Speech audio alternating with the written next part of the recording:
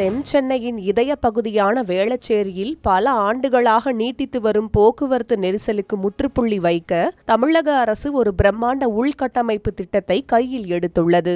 சென்னையின் புறநகர் பகுதிகளான கிளாம்பாக்கம், மாதவரம் மற்றும் குத்தம்பாக்கத்தை தொடர்ந்து இப்போது சென்னை மாநகர எல்லைக்குள்ளேயே அமையவிருக்கும் முதல் மெகா பேருந்து முனையத்திற்கான அதிரடி ஏற்பாடுகள் வேளச்சேரியில் தொடங்கியுள்ளன.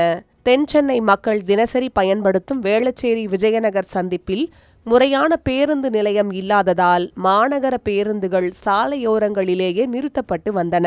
இதனால் அப்பகுதியில் கடுமையான நெரிசல் ஏற்பட்டு வாகன ஓட்டிகளும் பொதுமக்களும் பெரும் அவதிக்குள்ளாகி வந்தனர். இந்த அவல நிலைக்கு நிரந்தர தீர்வு காணும் வகையில் வேளச்சேரி பறக்கும் ரயில் நிலையத்தின் தெற்கு பகுதியில் உள்ள 6.67 ஏக்கர் பரப்பளவு கொண்ட காலி நிலத்தில் ஒரு புதிய நவீன பேருந்து முனையம் மற்றும் பணிமனை அமைக்கப்பட உள்ளது.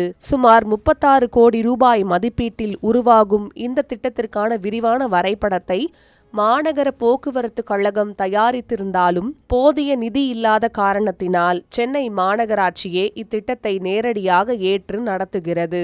இதனை பொது தனியார் பங்களிப்பு முறையின் கீழ் செயல்படுத்துவதற்கான நிதி சாத்தியக்கூறு அறிக்கையை மாநகராட்சி ஆணையர் தற்போது இறுதி செய்து வருகிறார்.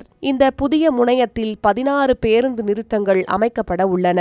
சமீபத்தில் வேளச்சேரி பரங்கிமலை இடையேயான பறக்கும் ரயில் நீட்டிப்பு பணிகள் நிறைவடைந்துள்ள சூழலில் இந்த புதிய பேருந்து நிலையமும் அங்கு வரும்போது பயணிகள் ரயிலில் இருந்து இறங்கி நேரடியாக பேருந்து வசதியை பெறும் ஒருங்கிணைந்த போக்குவரத்து வசதி சென்னைக்கு கிடைக்கும். மேலும் சுற்றுச்சூழல் மாசுபாட்டை குறைக்கும் வகையில் 1000 மின்சார பேருந்துகளை இயக்குவதற்கான நவீன சார்ஜிங் மையத்துடன் கூடிய பணிமனையும் இங்கு அமையவிருப்பது இதன் கூடுதல் சிறப்பம்சமாகும். விரைவில் இதற்கான டெண்டர்கள் கோரப்பட்டு பணிகள் தொடங்கப்பட உள்ளதால் தென் சென்னை மக்களின் நீண்ட நாள் கனவு நனவாகப் போகிறது.